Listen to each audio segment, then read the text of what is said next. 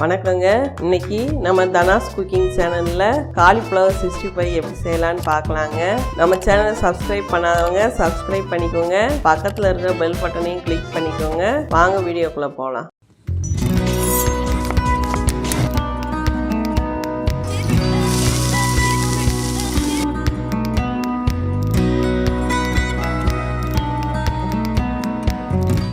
இப்போ காலிஃப்ளவர் 65 செய்ய தேவையான பொருட்கள்: 4 ஸ்பூன் கார்ன்ஃப்ளவர் மாவு, 2 ஸ்பூன் மைதா மாவு, 1 ஸ்பூன் அரிசி மாவு,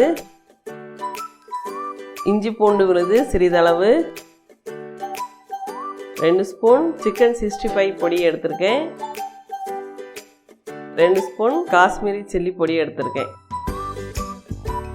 லெமன் அரைது.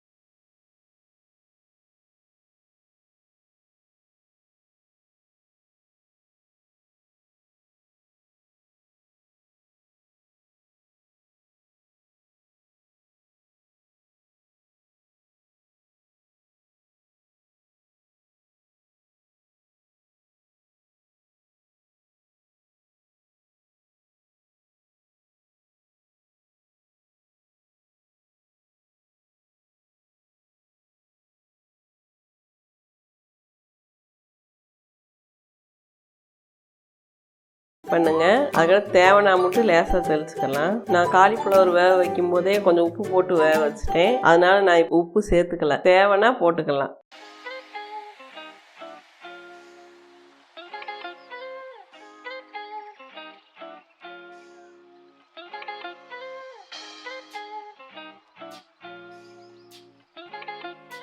இப்போ லேசாக தண்ணி தெளித்து நல்லா பெசரிக்கலாம். பூ உடஞ்சிடாமல் நல்லா கிளறி விட்டுக்கோங்க.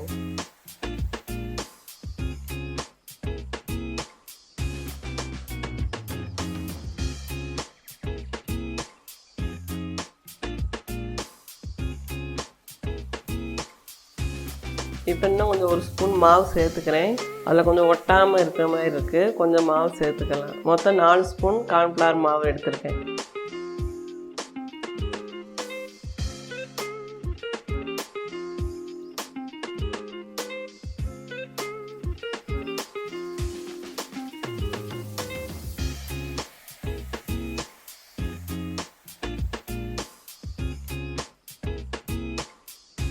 இது கூட அரை எலுமிச்சம்பழம் பிழிஞ்சு விட்டுக்கலாம். அப்போதே அந்த புளிப்பு டேஸ்ட்டு கொஞ்சம் இருக்கும், நல்லாயிருக்கும்.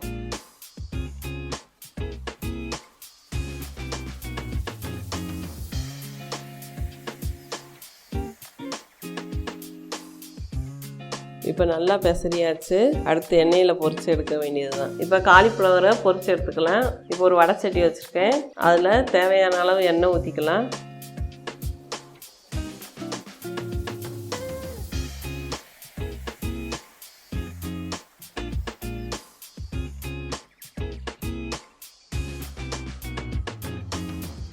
எண்ணெய் நல்லா காயட்டும். இப்போ எண்ணெய் நல்லா காஞ்சிடுச்சு, ஒன்றா எடுத்து போட்டுக்கலாம்.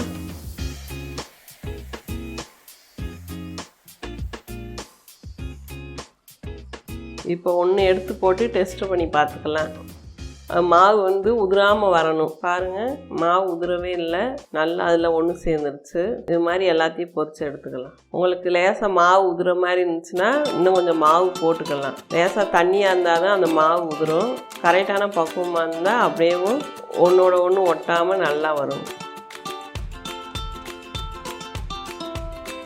இப்போ நல்லா திருப்பி போட்டுக்கோங்க. உங்களுக்கு இன்னும் நல்லா சிவப்பு கலராக வரணும்னா ஃபுட் கலர் கூட சேர்த்துக்கோங்க. அது உடம்புக்கு அந்தளவுக்கு நல்லது இல்லை, அதனால தான் நான் காஷ்மீர் சில்லி பொடி மட்டும் போட்டிருக்கேன். இந்த மாதிரி நல்லா பொரிச்சு எடுத்துக்கலாம்.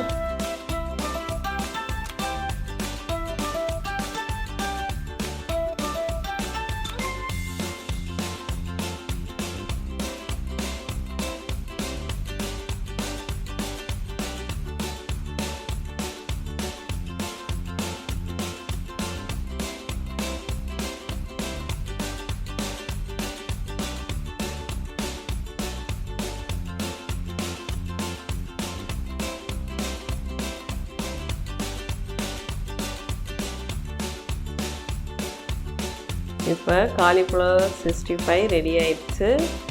இந்த டிஷ்ஷு பிடிச்சிருந்துச்சுன்னா உங்கள் வீட்டில் செஞ்சு பாருங்கள். செஞ்சு பார்த்துட்டு கமெண்ட் பண்ணுங்கள். இந்த வீடியோ பிடிச்சிருந்துச்சுன்னா லைக் பண்ணுங்கள், ஷேர் பண்ணுங்கள், கமெண்ட் பண்ணுங்கள். மறக்காமல் சப்ஸ்கிரைப் பண்ணிக்கோங்க. பக்கத்தில் இருக்க பெல் பட்டனையும் கிளிக் பண்ணிக்கோங்க. வாழ்க வளமுடன்.